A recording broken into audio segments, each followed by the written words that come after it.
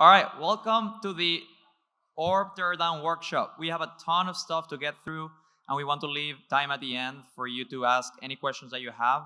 Hopefully, we'll have the chance to do that, and if not, you can just catch us later. So we're going to cover three main things today. First of all, why we made the orb in the first place. Secondly, how it works, and that's when we'll actually walk through the hardware itself. And then lastly, what's next for the orb and for Worldcoin itself. Right? So just to give you a little bit of background on why we made the orb, is we think crypto is super awesome, right? But it has two core problems today. Very few people have used it, but all of the value is being hoarded by like a very small amount of people. And so a few years ago, we thought, well, what would have happened if Bitcoin had started by giving one to each person in the world? And so we decided to give it a shot. We said, let's try this with a token. We called that Worldcoin. And for the past few years, we've been working on this. But we ran into a problem, which was, how do you make sure each person only claims their part once, right? And the more we look into this problem, it turns out that this was a very common problem that a lot of projects have around the world, which is civil resistance, right? It's basically this idea of, if there's 20 accounts, you don't know if there's 20 people with one account each person, or one person with 20 accounts, right? And so we started looking into how to solve it, and there were three things that were super important for us when doing this. First, however we were going to solve it had to be private. Secondly, it had to be inclusive, which means everyone in the world should be able to use it. And then lastly, it had to scale, right? There had to be a feasible path to get this to everyone in the world. And so we started with what you can imagine is the usual suspects, right? So let's just make people verify their emails or verify their phone numbers. But that obviously breaks pretty quickly because it's very easy to just get a new email or a new phone number. Then we said, okay, what if we do something like KYC, right? Like this is what banks do. Let's just verify the documents that people have. But it turns out that more than half the population of the world either doesn't have an ID or there aren't SDKs where you can actually verify those IDs. Furthermore, it's like super expensive and it's super privacy invasive, right? We don't want the names and personal documents of like a bunch of people around the world. And so we discarded KYC. Then we run into this idea of web of trust. It's basically the idea of, hey, I endorse you as a real person and you endorse me. And through mathematical things, either implicitly or explicitly, you can actually build a trust model where you can have like certain certainty. And we actually think web of trust is super cool. And there's a bunch of projects out there that are building a web of trust. The problem with web of trust is that you need a very large set of initial users you can trust, right? Because if the early users lie to you, then you're basically building a house of cards, right? And so we actually think web of trust is how we'll get Worldcoin from 1 billion people to 8 billion people. But the only way to bootstrap that is to do something different, right? We need to find a different way to get to the first billion users. And so after doing a lot of thinking, a lot of experiments, we just got to the conclusion of the most fundamental solution is biometrics in general, right? If you want to have the concept of a unique person, the thing that sets us apart as people is our biometrics. So here we also looked at a bunch of stuff, right? And the obvious solutions don't work for three main reasons. Firstly, they don't have enough data points or enough entropy to distinguish between 1 in a billion people or 1 in 10 billion people, right? Something like your fingerprint just doesn't have enough data points there. Secondly, a problem that we had is we're not trying to verify that you are who you say you are, right? So when you go to Worldcoin, you don't say, I'm Tiago Sada, and I am showing my biometrics to prove that I am who I am. You're proving that you're someone who has never been here before. That means that even if we could have enough data on the palm of your hand, for example, if you just make a small cut, you're now a new person. Now, you wouldn't be able to prove that you're Tiago Sada, but you can always just keep making cuts and you're a new person every time. And then lastly, there was a bunch of really cool technology that is just very new, right? And just hasn't been studied enough. And we wanted to have something that was super reliable. And so we went through a bunch of things here. We went through fingerprints, is very tamperable, not enough data. Same thing with facial recognition, right? We looked at palm scanning. This was actually the first prototypes that we built use palm scanning, but it's just too new and there's too many uncertainties around that. DNA is just too creepy, it's expensive, it's inefficient, so we didn't want to do that. And so we landed on iris, right? Turns out the iris of your eye has enough entropy, enough data to actually distinguish between many people. And it's also very impractical to change, right? You can do laser surgery or things like that, but are you really going to get laser surgery to do like one more identity? It just doesn't scale. And then lastly, we said, okay, how are we going to do this? Our first idea was, well, let's try to do something with like the smartphones, right? Everyone has a camera, but it turns out like the resolution just isn't there, right? If you, for example, take something like Face ID, it can only distinguish between 1 in 10 million people, which is great because only 1 in 10 million people can break into your phone. But if you're trying to onboard everyone to one system, that means after 5 million people, half people will be falsely rejected because you would confuse them with someone else, right? Then we said, okay, then you need specialized hardware. Let's look at what's on the market. But the problem with that was those hardwares are made for one-to-one comparisons, right? They're made to check, hey, is Philip who he says he is? They're not made to check, hey, is Philip a new person, right? And furthermore, the way the operations are going to work, we need to operate in untrusted environments, right? We're sending hardware to a bunch of random parts of the world, and you also have a bunch of fraud prevention things that you need to make sure people are not wearing prosthetics, people aren't just showing pictures, and most of these off-the-shelf biometric scanners just did not have support for that. And so we finally just realized we're going to have to build our own hardware for these, which was honestly not a very good news. Like, we did not want to build our own hardware. Like, building hardware is really fucking hard. But we decided to do it, and so for the past 2 years, we've built a bunch of generations of the orb. We'll get into one of those in a second. And then finally, after a long time, we got this little beauty that you've seen on Twitter, you've seen here at the conference. And at a high level, it does 3 things. It first checks that someone is a real person that is not trying to cheat, right? So it checks their face to make sure that they're alive, that they actually have, that they are breathing, that they are, there's like a 3D mapping of their face to make sure it's not a picture, things like that, right? You're not wearing prosthetics, you're not wearing contact lenses. The second thing it does is it generates a code from your iris, and by default, that's the only thing that leaves the orb, and then that gets compared to everyone else that has been verified before, right? And then if that is unique, then it registers your World ID, right? Which is basically the proof of personhood that we issue you. Now, this is a point that I really want to emphasize, is World ID is not your iris code, right? Your identity or your proof of personhood is not your biometrics. World ID is also not your wallet, right? We're not verifying your wallet. What we're doing is we're issuing you a new type of key that we call World ID. It is self-custodial, just as a wallet private key would be. And so in the Worldcoin app, you can have 100 wallets. You don't have your iris code there because your iris code doesn't need to live there. And then you have one World ID key. And that World ID key is basically what the orb whitelists. All right? And so that would already be super private. But then on top of that, we actually build zero knowledge proofs, which means that key that we issue you is not even like a public ID that people can query and, oh, I am number 12345. That lives secretly on your phone, and you only use it through zero knowledge proofs to prove that you're a person that hasn't done something before, right? And so we're really excited about this system. If you're curious about how that whole side of things works, in particular with the zero knowledge proofs, there's a blog post on our website that breaks it down. It's called Privacy Preserving Proof of Personhood Protocol. It's the PPPOPP. And you can just check it out, and you can come by the booth, and we can give you more info on that. But now let's get to the fun stuff, right? How does the orb work, right? What did we spend 2 years building? And how do we solve these problems of fraud prevention, generating the iris code, comparing that, and then issuing you the World ID? And for that, we have Sandro here, head of orb at Worldcoin, and so he'll walk us through this. All right, let's do this. Let's see. Can you hear me? Somewhat. All right, sorry. This is a rug pull. You've been tricked. We won't actually disassemble an orb. We'll go the reverse way. We'll assemble it from scratch. Let's go. So the first part of the orb is the mainframe here. Let's see. And the most important part here is it's like the circular aluminum CNC machined frame. It gives the orb stability, rigidity, etc. And very importantly, it's spherical. This did not come from engineering. Trust me, it's a pain to make the orb circular. But in the end, we really wanted it to be something unique that has never been out there before, make it very, very recognizable. So, and as you can see, it actually has an angle to it. It's a small symbol. It's the angle of the Earth, 23.5 degrees. We really care about making this clear. We intend to really expand the scope of this and bring this beyond crypto nerds like us, really bring it out to the world, onboard 1 billion plus people to crypto. And then the rest, what we can see here is like cooling to get all of the heat out, speakers, and slot for the exchangeable battery.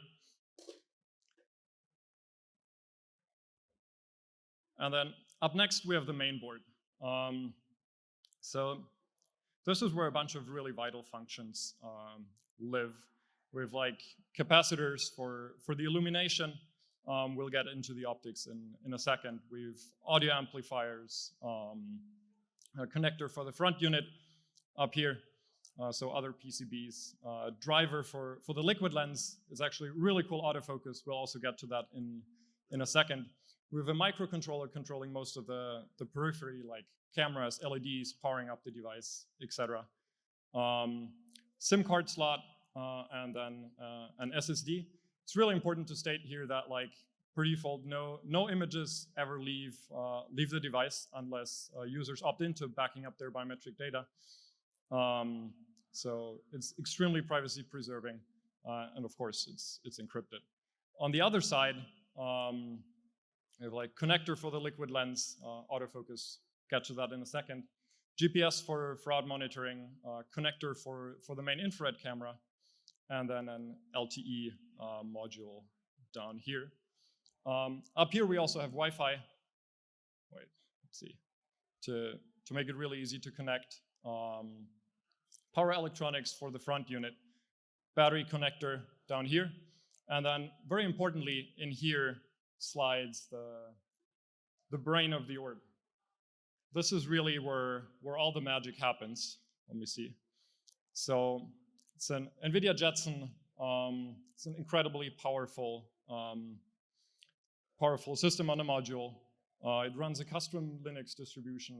Main program is written in Rust, and it supports multiple camera streams. It's incredibly powerful, which makes it very, very flexible. The reason why we actually need it to be very powerful is that a bunch of neural networks are actually running in parallel in real time on this tiny chip to make sure that all of the processing can happen locally, and we do not need to upload images ever. Everything can stay on this device. Your iris gets converted to an iris code. All of the images are deleted, and only the iris code leaves the device for verification purposes. Cool. So the Jetson, the heart slides in here into the main board. Let's see, let's get it in. There we go. And then we actually assemble it here into the mainframe, into the cooling to get all of the heat out. Let's see. There we go. That's the first part of the assembly. Let's move on. So next up, we're going to talk about imaging.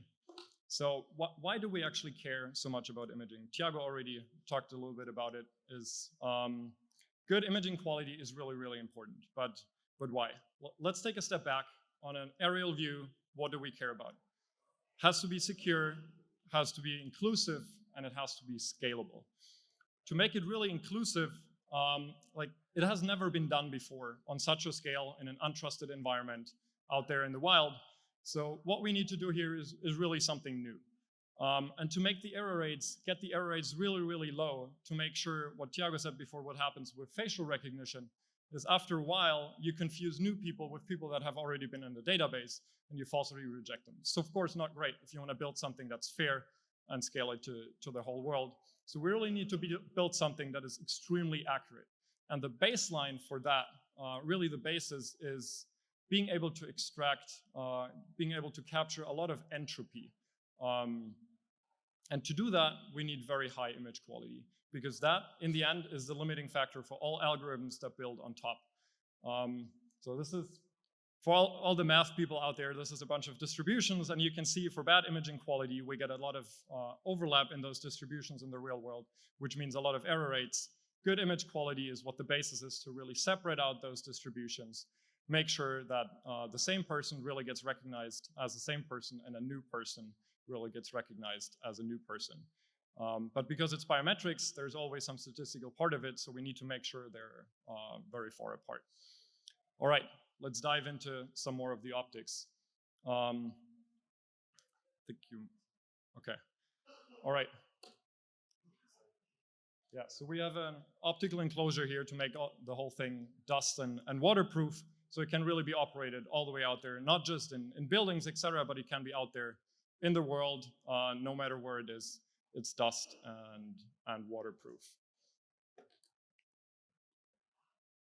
And then really the heart of the imaging system is this baby here. So we have a custom lens paired with an extremely capable imaging sensor. That lens, we actually had to custom manufacture it. We partnered with an external machine vision specialist in the space. Took about a year from handing over requirements to actually get it. We tried really, really hard to work with off-the-shelf components, but in the end, nothing satisfied the requirements that we needed to make sure we can really scale this to 1 billion people. This lens is optimized for the infrared, so let's see if you can see this here. It's actually blue. The coating is blue, so it works best for infrared light.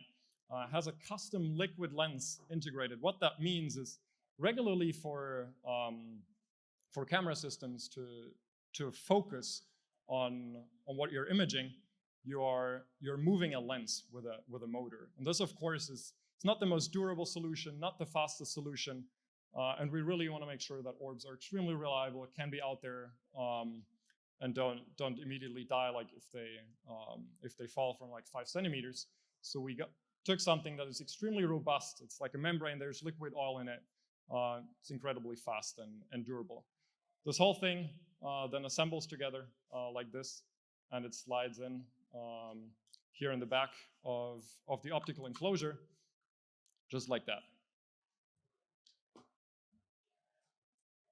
All right, so next part is that lens actually has an incredibly narrow field of view. So you don't see like a whole person or something like that. What the orb really only sees is a tiny fraction of a person. So now it's like, how do you actually align someone who's trying to verify with Worldcoin for World ID? How do you actually align them with the device? It's a very non-trivial task. Wrapped our heads around it, like took a while. The first thing we came up with is, okay, let's just take 2 separate cameras. Let's put mirrors on top that are transparent in the infrared, but a mirror in the visible light, so people can hold it in front of them, can see their eyes, and position them correctly this way. It's kind of worked, was simple to build an MVP, but it was not great. It was not cost effective. The lenses are quite expensive. And then the alignment, especially for people who are wearing glasses, which is tons of people around the world, had trouble positioning themselves. So we were like, okay, damn, that's not going to work. It looks cute, but it's not the way to go. So then for future generations, what we did is we built a 2D gimbal. What this is basically is we have the camera that you've seen before. It's here in the back. Then we have a static mirror, and the light reflects from there to a 2D gimbal. That 2D gimbal can be moved, as it says, in 2 directions via 2 motors, up, down, left, right. So no matter where the user is positioned, we can just steer the lens directly. Good thing we didn't build this for the first prototype. It was a pain to actually get this to work, but by now the verification process is incredibly easy. You can check it out later. It takes like 10 seconds. And you're done, and it doesn't matter where you are with respect to the device. So there we are. All right. So the 2D gimbal then slides into the into the optical enclosure like this. It's a little bit tricky. There we go. It's almost complete. What goes on top here? Whoa. Let's see. What goes on top is the front PCB. So what's on here is a lot of very important things. First of all, we have a visible camera. You can compare it to your camera on your iPhone, etc. We use it to scan the QR code of the user's app and to guide the 2D gimbal that we've been talking about before to make sure it's actually aiming correctly. Then we have a lot of LEDs in the near infrared spectrum. So they're all around here, all of those sections. So why do we need so many LEDs?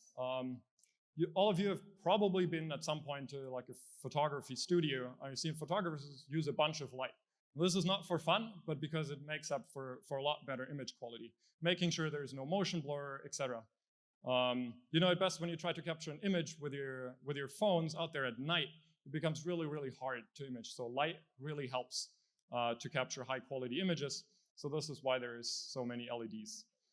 And then last but not least, very importantly, there is a few fraud prevention sensors on there that Tiago was talking about before.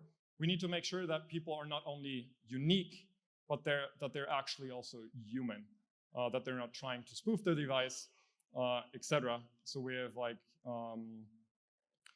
a 3D camera here that makes sure, okay, this is not a display, etc. Heat camera, and then like another near infrared camera. Very importantly, again, here is like all of those images do not leave the device. They're only processed locally unless users choose to back them up.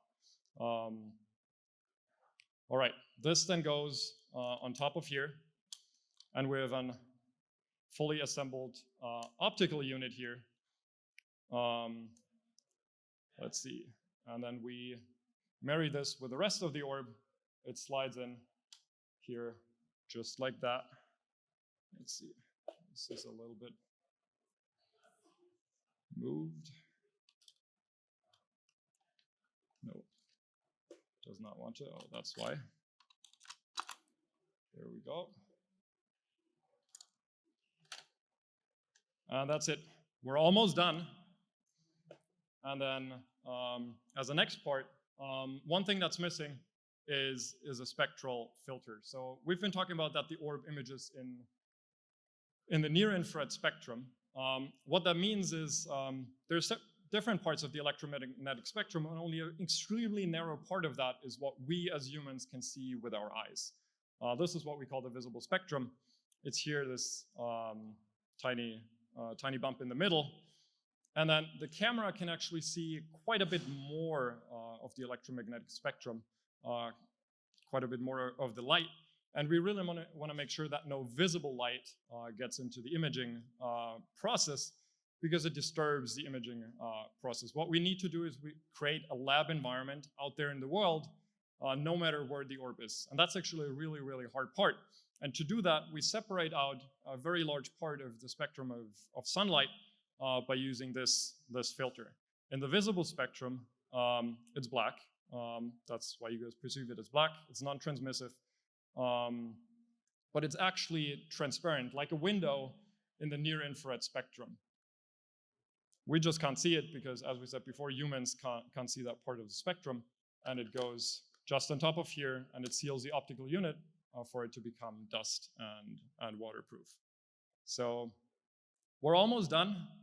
The only part that's missing is a battery to power the orb. So in the beginning, we started with integrated batteries. We just took like RC car batteries, put them in. It was a quick and dirty solution. It worked, but it wasn't great because it didn't last for a full day. However, the advantage was like you don't need certification, you don't need all of those fun things, but you can actually just test things out, get out in the wild, talk to people, etc. But eventually we realized, okay, we really need the orb to be able to run all day to get to 1 billion people. We can't put it to charge for 3 hours and then get back. So we had to build a custom exchangeable battery. Fun fact, it's built out of 18650 cells, which are the same that are used in a Tesla Model S. And then this battery goes in here on the bottom, and we have a fully functioning orb. Now, not exactly, because this orb doesn't work. All the cables, we've removed them to make the disassembly here, or the assembly, I should say, really easy. However, we have one where you can still see what's inside, and it actually works. You can come check it out. We have 10 orbs, transparent ones, chrome ones, purple one for Miguel, bunch of orbs here for the first time at a conference at a really large scale. 10 orbs, come check them out. Yeah. Hand it over to Tiago for what's next. All right, super cool stuff. That's way cooler than what I'm going to talk about. But all right, so just before we open up for questions, just to wrap up, like what's next? The first thing is we announced a few weeks ago that we're open sourcing everything that we do at Worldcoin. So we've already started. If you go on worldcoin.org/open sourcing Worldcoin, you can read a blog post and already see parts of the protocol that are live, and there's a roadmap to open source everything, including the hardware. We were hoping to have the hardware ready here by the conference. Everything on our side is ready to open source it. The tricky thing with open sourcing hardware is the licensing, because it's actually very important that we make sure that the hardware is not misused. And so we're working with leading open sourcing advocates on a new type of custom license that we will then also open source, so that we can put the hardware out there, be very transparent about what we're doing, let the community contribute, but limit or remove the amount of damage putting this out to the world can be, right? So that is super exciting. The rest of the Worldcoin stack is also being open source. You can see the timeline for that on the blog post. Next, we have been testing the orbs along with the entire Worldcoin project in over 26 countries or something like this at this point. This is the first time we're coming to the US. Not the entire project is being launched in the US, but at least the orb verification is. And so what we found in the field is that each of these orbs is doing between 300 and 1,000 verifications per week, which is super, super cool. And so what this means is that in the last few months, we've done over 600,000 verifications around the world with just under 30 orbs on the field. Now, these orbs were like super janky. We built them in a lab by hand, and we had very few of them, so we were constantly moving them around the world to figure out how to operate in different parts, in the hot and in the cold, in the sun and in the snow, in rich countries and in developing countries like Mexico, where I'm from. And so it's been a lot of fun getting to see all of these. Now, the good news is that while we did a lot of verifications with 30 orbs, now we have a really new badass factory. And so for the first time, last month, we did our first batch of orbs that actually came out from the factory, and this was about 250 orbs. So all of the orbs that you're seeing here at the conference come from that. Now, this gives us the ability to now actually produce hundreds of orbs per month and pretty soon thousands of orbs per month. And so you will see us scale our operations between now and the end of the year significantly, which is very exciting to get everyone their world ID. The second to last thing that we're working on is we're obviously always thinking about what's next. You've seen this is the 5th major generation of the orb. We're obviously thinking about what's next. Both from the user experience side of things, we've been playing a lot with using light feedback instead of voice. The orb speaks today. If you've been at the conference, you can see that in a noisy environment, it's actually a pain in the ass. And so we've been playing around a lot with that. We've been playing with colors. We have a prototype of a white orb in the booth if you want to check it out. And then also, we're already starting to do some long-term thinking of alternative form factors, but that will probably take a while. And then the last thing that is coming out regarding to the orb is, as if you heard the conference yesterday, this weekend we release an SDK where any developer can reuse the World ID verification that we issue to users. This means that just as we, Worldcoin, have been using World ID outside the US to decide, hey, is this a real person and have they claimed Worldcoin before? Now any developer around the world can, using the same zero-knowledge proofs in a super private way, verify any action, right? So this can be, hey, I'm a real person and I've never voted on this poll before. Hey, I'm a real person and I've never claimed this NFT before. Hey, I'm a real person and I've never joined this Discord before. Right? And so I know that a bunch of you are hacking with this. Super excited to see what you build. And so that's pretty much it. We want to give a huge shout out to a couple of open source projects that we use to make all of this happen. And then also we are hiring very aggressively across the company, obviously for hardware, firmware in the orb, the AI systems that power all of these, and then all of the product stack, right? Solidity engineers, product designers, both for the hardware and for the software. Basically, if you can think it, we're hiring for it, community as well. So that's pretty much it. That's the orb. The orb helps us verify people and issue them a World ID to build civil resistance at scale. It is private. It is meant to be private. It is meant to be inclusive, and it's meant to be scalable. The hardware, as you saw from Sandro, is pretty badass engineering. And then all of this is married with zero-knowledge proofs for even more privacy that you can read on the website. And so with that, we have like 10 minutes or so. So we wanted to just leave a bunch of time for questions because we know there's probably a ton. So yeah, that's it.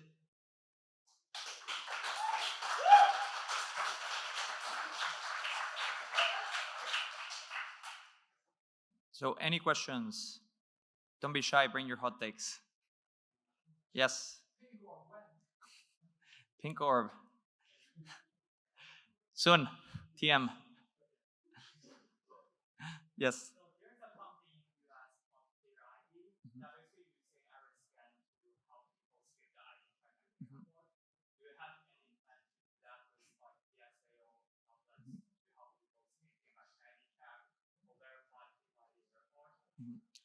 No. So the difference between Clear and Worldcoin, and specifically the orb, is that Clear is meant to re-identify people. Right? It's meant to say, hey, I'm Tiago, I'm about to board this plane. Make sure that I am still the person that I was 2 weeks ago. Right?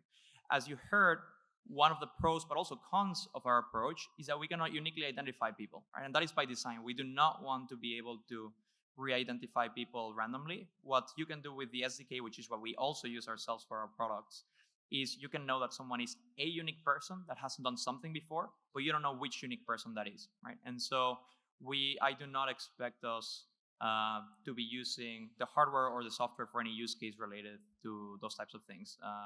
Clear is an awesome company, and they can do that on their own. What else?